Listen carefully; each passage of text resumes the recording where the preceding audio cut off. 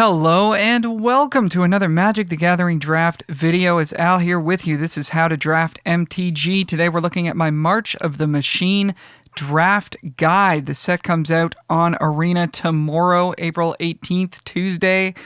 So get hyped for it. Click like and leave a comment. Click subscribe if you want to support the channel. It helps a huge amount. Let's get straight into the guide. We're going to start with the mechanics. The first mechanic is battles. Battles are a totally new card type which provide an effect when they enter the battlefield and come with a number of defense counters. So if we look at our example here, Invasion of Zendikar, which costs 3 and a green. When it enters the battlefield, we search our library for up to 2 basic land cards, put them onto the battlefield tapped, and then shuffle, and it comes with 3 defense counters. The player who casts the battle chooses an opponent to defend it, and can then attack it or damage it with spells as you would a planeswalker. When all the defense counters have been removed, the battle is exiled and then cast from exile, transformed. So this Invasion of Zendikar is going to flip into Awakened Skyclave, which is a 4/4 creature with vigilance and haste. As long as it's on the battlefield, it's also a land, and it taps to add a mana of any color.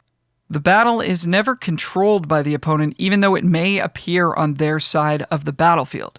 They can use their creatures to block to prevent us from defeating the battle and gaining extra benefits.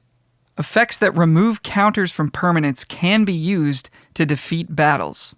Cards that transform, such as these battles, are always on their front side when in your hand, graveyard, library, or exile. A good habit to get into when playing in paper is to leave the card out of its sleeve when it's transformed and return it to the sleeve on its front side when it leaves the battlefield or at the end of the game. Use the checklist cards if you're not playing with sleeves, or if your sleeves are at all transparent, as players will sometimes try to get judge rulings against you for being able to see through your sleeves. This is an old checklist card from an old set, but there'll be a new one for March of the Machine. Drafters in paper events will be required to reveal any double-faced cards they draft, which will give valuable insight into what colors they may be drafting. Defeating our battles and defending our opponent's battles will be a defining part of the format, making creatures with evasion abilities like flying and menace extra important. Vigilance will be desirable as well as a way to play offense and defense. There will be 1 battle in every pack. Incubate is an effect that creates an incubator token with a number of +1/+1 counters on it. The token is an artifact and can be transformed into a Phyrexian artifact creature at instant speed for 2 mana. Backup is the next mechanic. Creatures with backup enter the battlefield and put a number of +1/+1 counters on another creature, granting their abilities to that creature until end of turn. Alternatively, the counters can be placed on the backup creature itself if that's more beneficial to you or if you have nowhere else to put them. And Convoke is next. Your creatures can tap to help pay the mana cost of a Convoke spell. In a bit of a rules loophole, creatures that came under your control this turn and could not attack or activate abilities can be tapped to pay for Convoke costs. Next we have Phyrexian Mana. Pretty straightforward. Phyrexian Mana can be paid with 2 life instead. I expect that you will pay 2 life instead of paying the mana for the most part in this set. And finally, we have the Multiverse Legends bonus sheet. There will be 1 card from this bonus sheet per pack.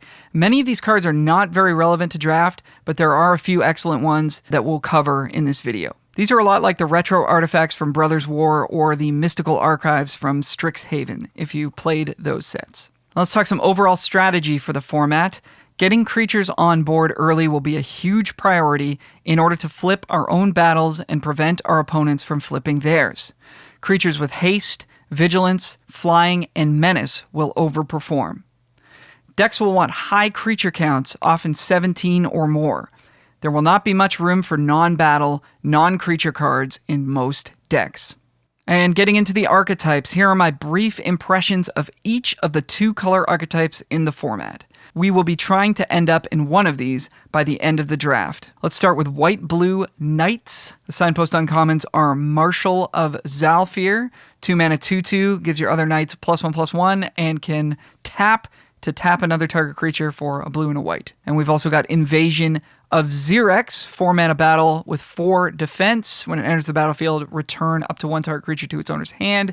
Flips into Vertex Paladin, which is a star flying with power and toughness equal to the number of creatures you control. White-blue wants to assemble a board of knights and temporarily disable our opponent's creatures to flip battles and attack for the win. Powerful knights include Norn's Inquisitor, Order of the Mirror, Swordsworn Cavalier, Preening Champion, Xerix Strobe Knight, Zalfirian Lancer, and Protocol Knight. And honestly, all of the knights look quite solid in this set.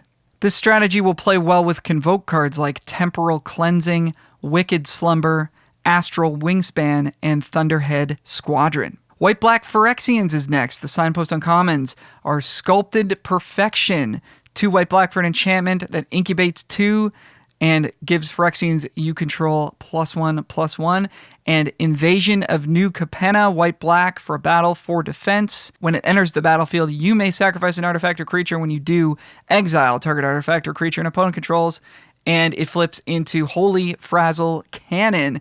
It's an equipment with equip 1. Whenever equipped creature attacks, put a +1/+1 counter on that creature and each other creature that shares a creature type with it. So white-black wants to play a lot of Phyrexian creatures and cards that incubate. Gift of Completion, Norn's Inquisitor, and Phyrexian Awakening provide additional value while incubating and are excellent in combination with one another. Tiller of Flesh provides repeated incubation alongside white and black's suite of targeted removal. Ichor Drinker and Sunder the Gateway are cheap ways to incubate at common. Attentive Sky Warden allows us to cheat on the mana cost of transforming incubators.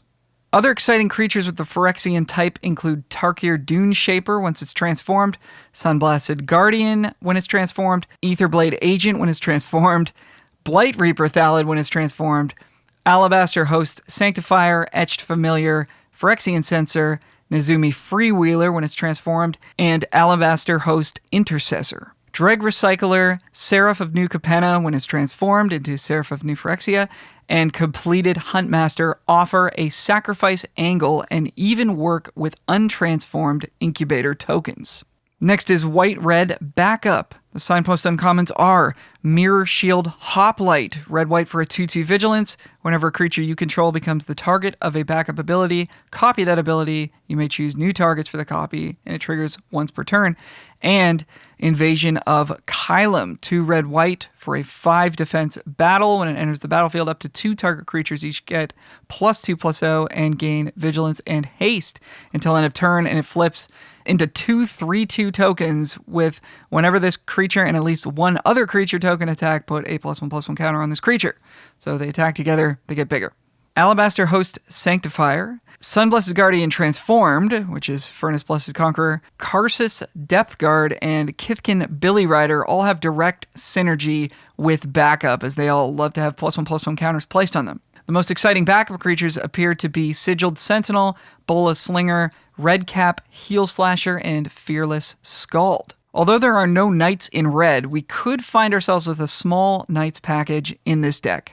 White-green +1/+1 counters is next. The signpost uncommons are Botanical Brawler, green-white for a 0/0 trample that comes in with 2 counters on it, and then whenever 1 or more +1/+1 counters are put on another permanent you control, if it's the first time they've been put there this turn, this thing gets an additional +1/+1 counter. And Invasion of Moag, which is a 5 defense battle for 2, a green and a white. When it enters the battlefield, put a 1/1 counter on each creature you control, and it transforms into a 3/3 with Ward 2 that puts a 1/1 counter on a creature you control at the beginning of your end step. So white-green is all about giving and receiving +1/+1 counters.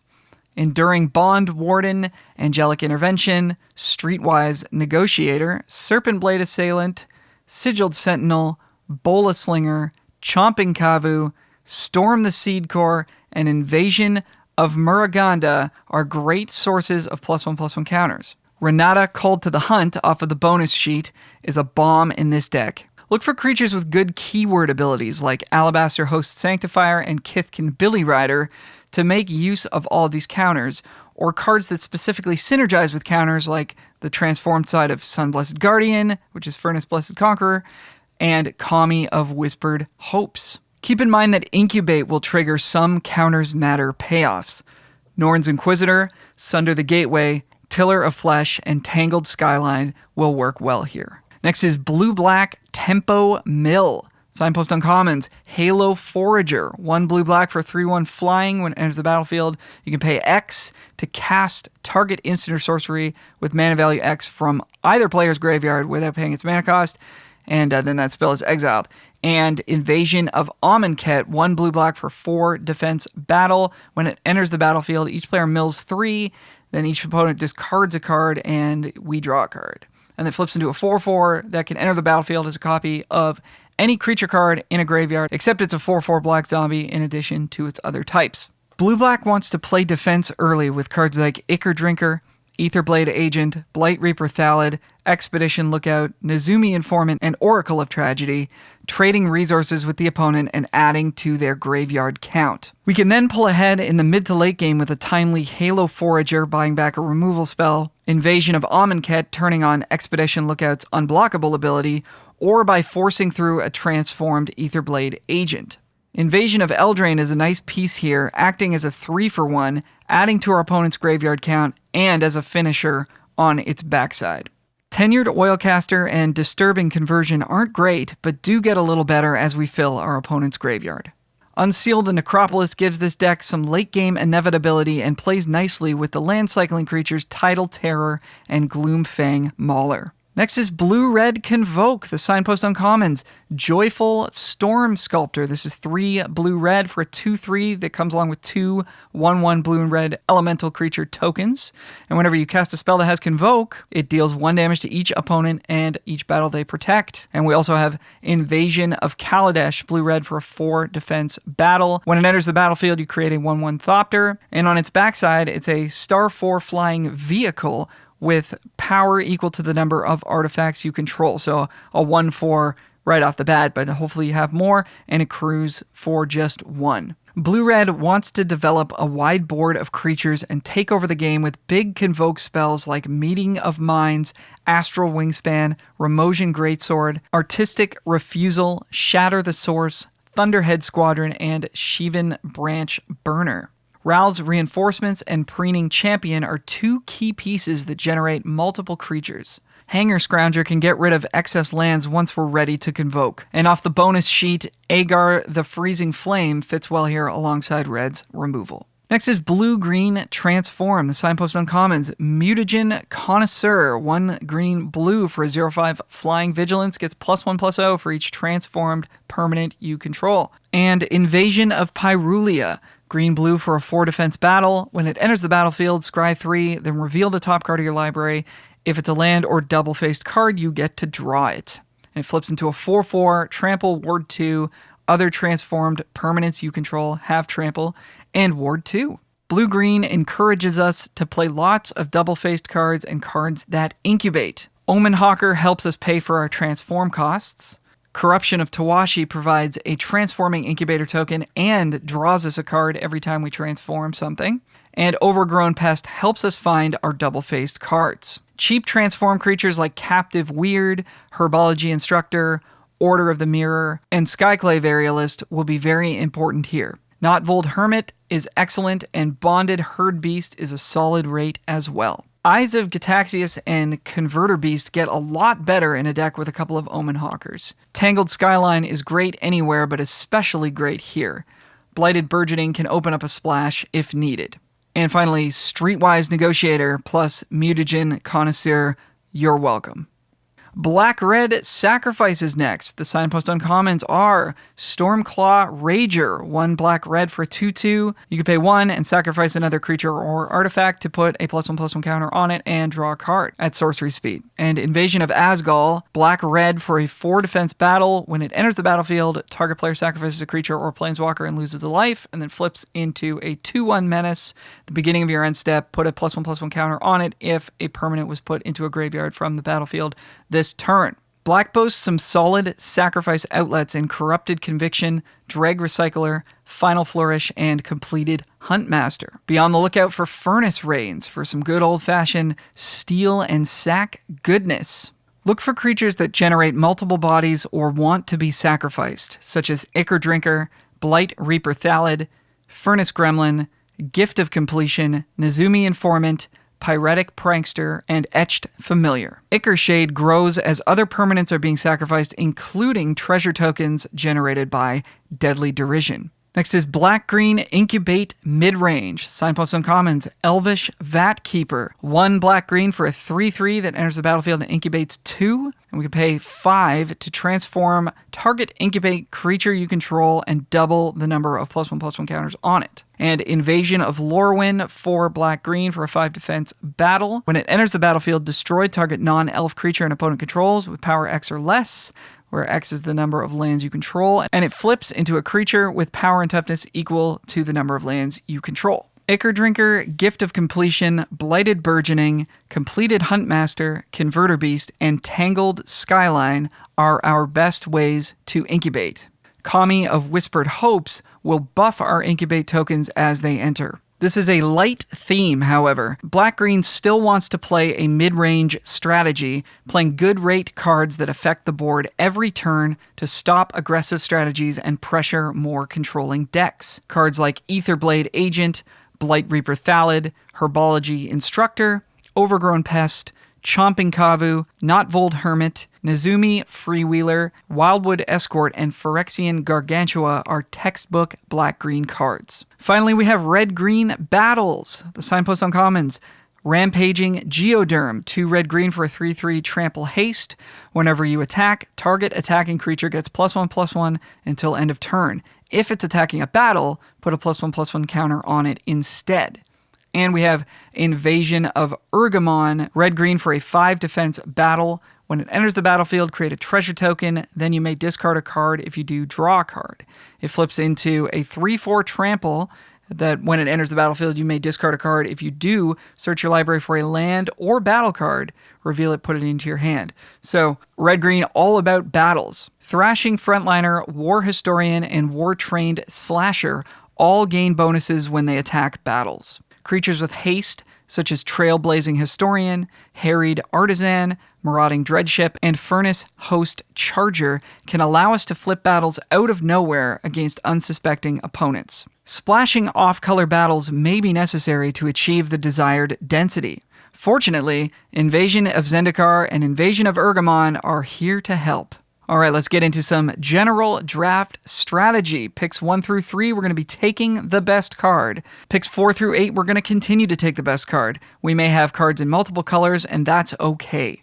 We're going to start to form a picture of what colors are being passed to us. This is known as reading signals. For example, if we see a few solid black cards, picks 4 through 8, there's a good chance the players to our right are not drafting black. This is known as black being open. This means that we can reasonably expect to see good black cards in Pack 3 as well, as those same players will be passing to us again. We may also see a late signpost uncommon, indicating its color pair may be available. In picks 9 through 14, these are the cards that no one at the table wanted the first time around. If we're seeing several playable cards of one color, it is possible that no one else at the table is drafting that color, and we should strongly consider moving in. This is known as the wheel. By the end of Pack 1, ideally we have identified our main color. This is the color we have the most quality cards of, or is the most open, and hopefully both. Staying as close to one color as possible will leave us with more options going forward. In Packs 2 and 3, we're going to continue to take powerful cards of our main color where possible. We're going to let the good cards we open or get past determine our secondary color and final archetype. You should ignore signals in Pack 2 for the most part. The packs are moving in the opposite direction, so the signals can be completely different from Pack 1. It is normal to not see as many cards of our main color in Pack 2, so don't panic. Pack 3 is passed to the left once again, and we will be rewarded for staying the course. All right, let's get into the pick order. As always, use your own judgment. If you think a card not mentioned here fits into one of these categories, go with it. The exercise of evaluating cards in terms of these categories is more important than the exact ordering of the cards. Within each category, I've ordered the cards alphabetically and by color. This time around, I'll be using the limited resources grading scale. Starting with our A's, which are our bomb rares. If it looks good, it probably is good. Generally speaking, the best rares are powerful, one color, and don't cost more than 6 mana. Here are a list of rares and mythics I would recommend first picking if you open them. In colorless, we have Invasion of Ravnica. White has Archangel Elspeth, Boonbringer Valkyrie, Dusk Legion Duelist, Elesh Norn, Guardian of Girapur, Heliod the Radiant Dawn, Invasion of Gobakon, Knight Errant of Eos, Progenitor Exarch, Sunfall, and from the bonus sheet we have Elesh Norn, Grand Cenobite, and Kenrith the Returned King. Blue has Invasion of Segovia, Jin-Gitaxias, Rona, Herald of Invasion, and Zephyr Singer. Black's got Archpriest of Shadows, Bloated Processor, Breach the Multiverse, Grafted Butcher, Hoarding Broodlord, Invasion of Innistrad, Sheoldred, and from the bonus sheet, Harobi, Death's Wail, Sheoldred, Whispering One, and Skithrix the Blight Dragon. Red has Chandra, Hope's Beacon, Atali, Primal Conqueror, Invasion of Kaldheim, Invasion of Tarkir, Rampaging Raptor, Stoke the Flames, which is an uncommon. This is the only uncommon in this category because it is as good as or better than a lot of these rares. Voldaren, Thrillseeker, and off the bonus sheet, Captain, Lannery Storm, Ragavan, Nimble Pilferer, and Urabrask the Hidden. Green has Ancient Imperiosaur, Doomscar Warrior, Glistening Dawn, Invasion of Ikoria, Invasion of Ixalan, Vorinclex, Ren and Realmbreaker, and off the bonus sheet, Goreclaw, Terror of Kalsisma. And our multicolor A's, Glissa, Herald of Predation, Hidetsugu and Kairi, Invasion of New Phyrexia. And off the bonus sheet, we have some of the companions from back in the Ikoria days, Gerudo, Doom of Depths, Gigantha the Wellspring, Lutri the Spell Chaser. All three of these are pretty easy to hit their companion clause. And then Umori the Collector and Yorion Sky Nomad can be companioned, but they're also just nice and flexible in their mana costs and quite powerful. All right, let's look at our Bs. These are the top uncommons and commons of the set. These have a high power level, are efficient, colorless or one color, and fit in multiple archetypes. These include the set's premium removal. So these are cards that we're going to be first, second, third picking a good amount of the time, and hopefully later as well. We'll start with the multicolor ones since there are a lot of the signpost uncommons in here. So we have Invasion of Asgal, Invasion of Urgamon, Invasion of Kaladesh, Invasion of Kylum, Invasion of Lorwyn, Invasion of Moeg, Invasion of Pyrulia, and Invasion of Xerax. So basically all of the uncommon battles except for the white-black one and the blue-black one fit into this category for me. And then we also have Marshal of Zalfir and Rampaging Geoderm, the blue-white and red-green signpost uncommon creatures are also Bs in my opinion. For white cards, we have Invasion of Belanon, Invasion of Dominaria, Norn's Inquisitor, Realmbreaker's Grasp, and Seal from Existence.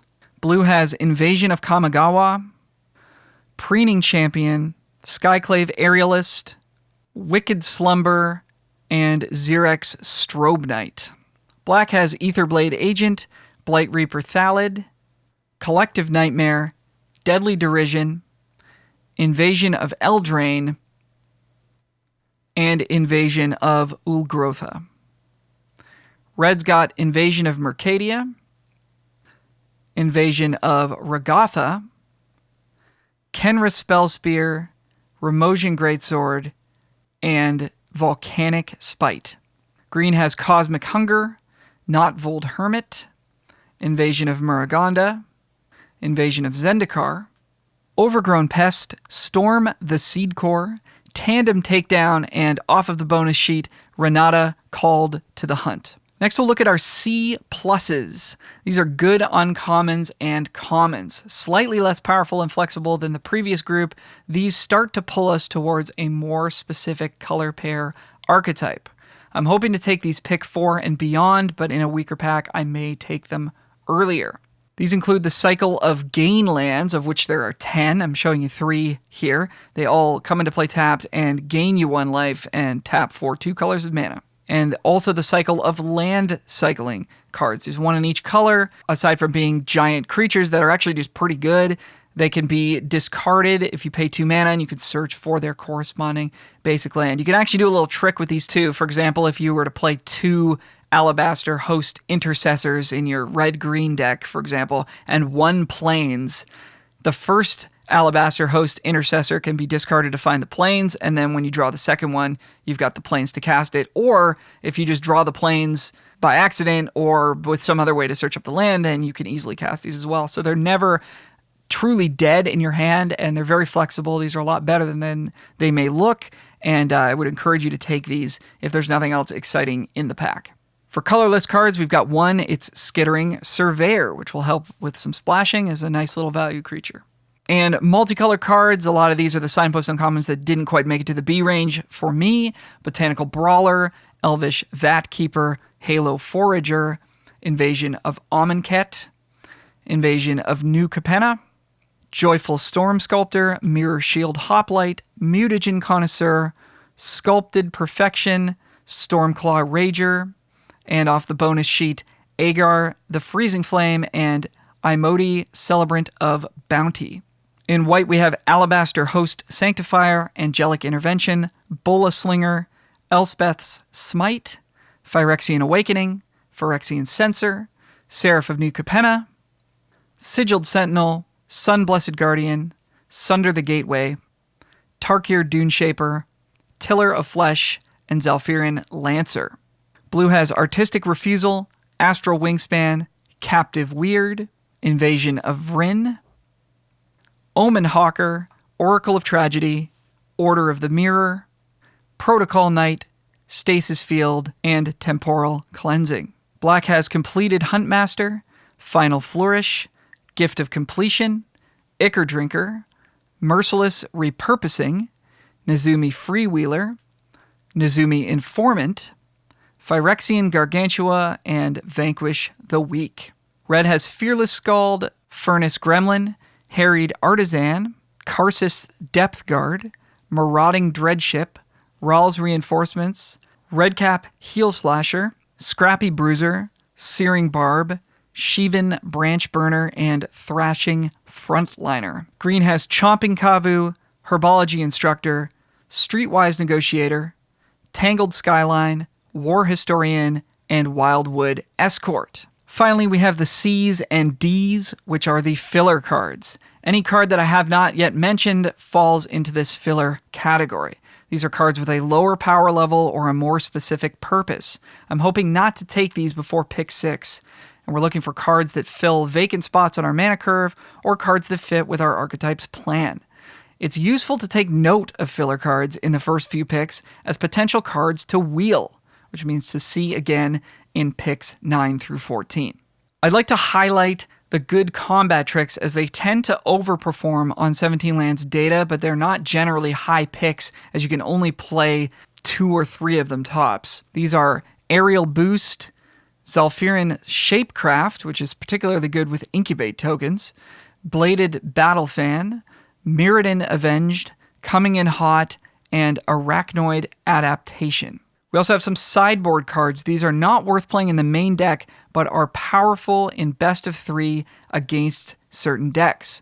Surge of Salvation, Change the Equation, Negate, which could be good against an opponent with a lot of powerful battles or convoke spells, Glistening Deluge, Lithomantic Barrage, Atrax's Fall if you're playing against an opponent with a lot of good targets for it, and Sandstalker Moloch. And finally, the do not play category. I do not recommend putting these cards in your deck. Seed of Hope, just not going to get you what you want most of the time, and Urn of Godfire, which is far too inefficient to do anything effective in draft.